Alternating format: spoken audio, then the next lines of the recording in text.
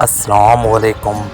امام احمد بن حنبل رحمۃ اللہ علیہ ایک دفعہ امام شافعی رحمۃ اللہ علیہ کے گھر پہنچے۔ امام شافعی رحمۃ اللہ علیہ نے اپنی بیٹیوں کو بتایا کہ ایک بڑے عالم آ رہے ہیں، ان کے لیے اچھا کھانا تیار کرنا ہے۔ چنانچہ بیٹیوں نے اچھا کھانا بنا کر کمرے میں رکھ دیا۔ رات کو تہجد کے لیے مصلی بھی رکھ دیا اور وضو کے لیے لوٹا بھی رکھ دیا۔ امام احمد بن حنبل رحمۃ اللہ علیہ تشریف لائے، کھانا کھایا اور لیٹ گئے۔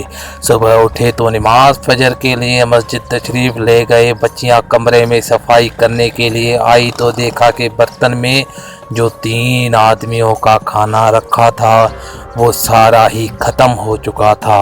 مصلی جیسا رکھا تھا ویسا ہی پڑا ہے، پانی جیسے بھرا تھا ویسے ہی موجود ہے۔ یہ دیکھ کر بڑی حیران ہوئی کہ ان کی تعریفیں تو بہت سنی تھی، مگر یہ تو بڑے بسیار خور نکلے، تہجد بھی نہیں پڑھی اور صبح بھی بے وضو چلے گئے۔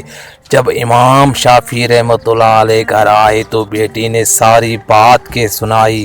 سچے لوگ تھے۔ امام شافعی رحمۃ اللہ علیہ نے امام احمد بن حنبل رحمۃ اللہ علیہ کو صورتحال بتائی کہ میری بیٹیاں تو یہ پوچھ رہی ہیں۔ کہنے لگے حضرت، جب میں نے پہلا لقمہ کھایا تو مجھے اپنے سینے میں نور نظر آیا، تو بس میں میرے سینے کا نور بڑھ رہا تھا۔ میں نے کہا معلوم نہیں زندگی میں اتنا حلال اور پاک رزق مجھے نصیب ہوگا یا نہیں، کیوں نہ اس کھانے کو اپنے جسم کا حصہ بنا لیا جائے۔ میں نے اسی لیے خوب پیٹ بھر کر کھانا کھایا۔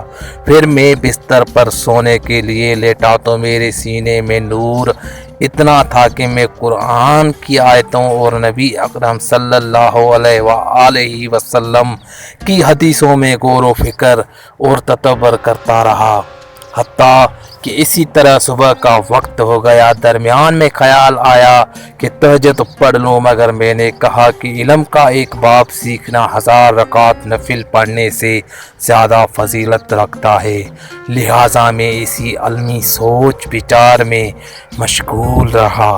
صبح جب آپ آئے تو فجر پڑھنے چلا گیا۔